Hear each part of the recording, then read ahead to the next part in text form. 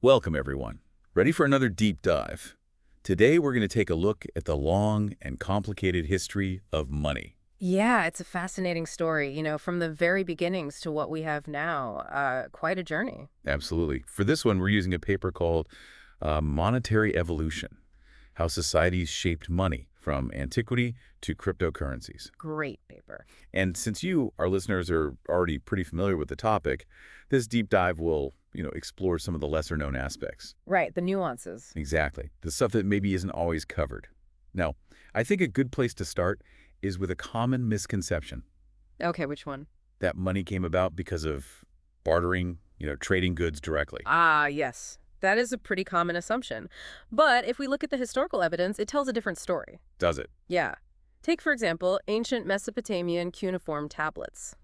Those are really old. Oh, yeah. These tablets are from way back, around 3200 to 3000 BCE, Hmm? and they don't record bartering. Instead, they're detailed records of debts. Debts, huh? So people were keeping track of who owed what to whom. Exactly. It points to a system for managing those obligations, rather than trading one thing for another. Okay, so what does that tell us about the origins of money? Well, it suggests that money might have come about from this need to manage social relationships, to keep things fair within a community. It was about accountability. Makes sense. Those tablets were an early form of accounting, weren't they? Evidence of those complex social structures. Precisely. So it seems like debt, not bartering, might have been the real driving force. Fascinating. So how did we go from these debt tablets to actual coins? Ah, that's where standardization comes in. And for that, we have to look to the Lydians. The Lydias. Yeah, in the 7th century BCE, they introduced these Allegrum coins. They were uniform, which is a big deal. Right, because then it's easier to tell how much something's worth. Yeah, No more weighing and checking the purity of metals every time. exactly. That standardization was key. It made trade so much more efficient, which had a huge impact. I can imagine. What else changed as a result of standardized coins? Well, it allowed for trade on a much larger scale. We're talking empires expanding their reach. Empires like Rome. Exactly. The Roman denarius is a great example. That silver coin became the backbone of their economy. The denarius helped them pay their legions, right? Yes. And to collect taxes across all those vast territories, it essentially unified their economic system. There are other examples too, right? Like Charlemagne.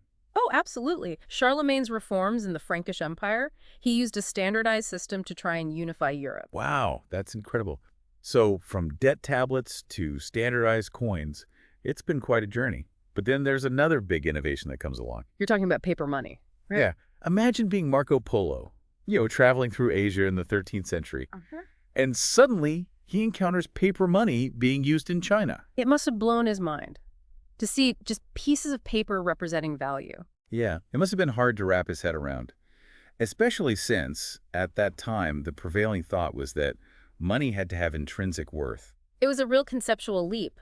But Kublai Khan understood that it wasn't about the physical form of money, but the trust people placed in it.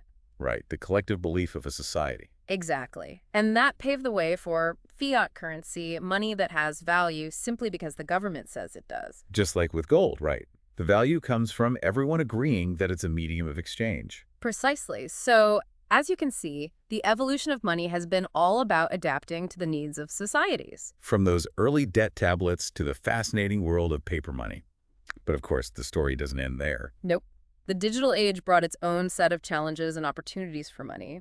And that's where we'll pick up in the next part of our deep dive. Right, we'll explore how the internet and technology have further shaped the way we think about and use money. So yeah, the digital age, right. With the rise of personal computers and the internet, everything changed. It was a whole new world for money. Yeah, it really was. I mean, the internet kind of democratized access to information, just like the printing press did way back when.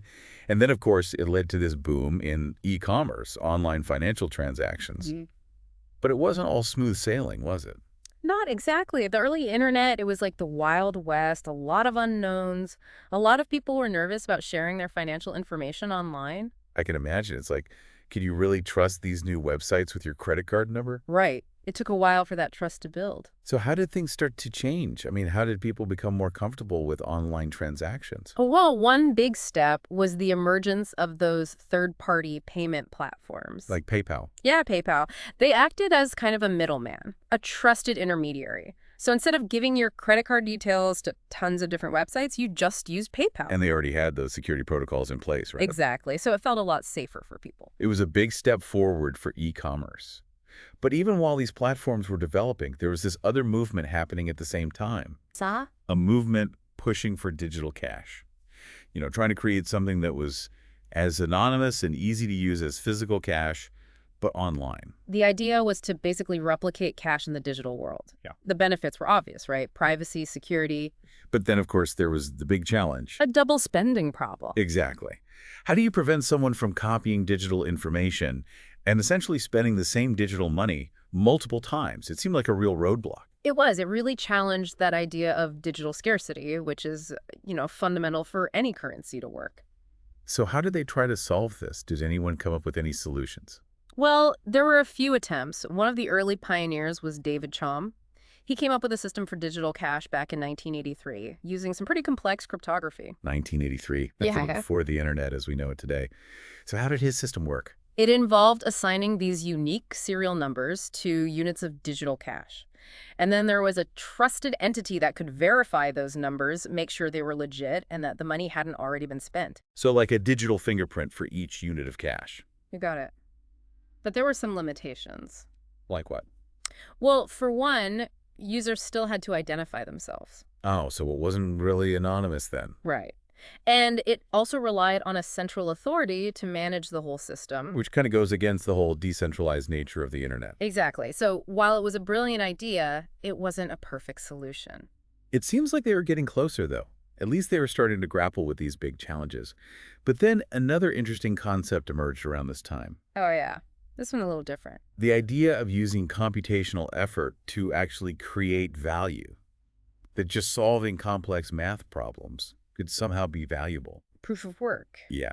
There's a pretty radical departure from traditional ideas about, what creates economic value. It really is. And it actually came out of the field of cryptography. Cryptography. Yeah. They were initially exploring it as a way to fight spam email. Oh, wow. I would never have guessed that. So how did it work? How could solving math problems stop spam?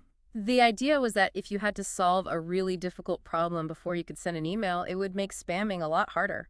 It would be too computationally expensive to send all those unwanted emails. That's clever. So did it work? Did it actually reduce spam? It didn't really catch on for that purpose. It didn't. Why not? Well, other simpler methods for filtering spam came along. And, for most users, the computational overhead of solving these problems was just too much. Too much hassle. Pretty much. But even though it wasn't a success as a spam fighting tool, it was an important proof of concept. Right. It showed that computational effort could be used to create value in the digital world. It was a stepping stone.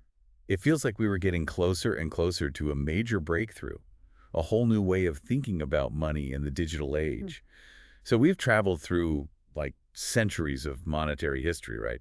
From ancient debt tablets to the dawn of the internet. It's amazing how much money has changed and adapted over time. It really is. But now we're here on the verge of this new era in finance. So how do we balance this need for, trust and security with all this incredible new technology? Well, that's where Satoshi Nakamoto comes in. With Bitcoin and the whole idea of blockchain. Satoshi Nakamoto, the mysterious genius behind it all. No one even knows who they really are. Yeah. Nope, it's a mystery.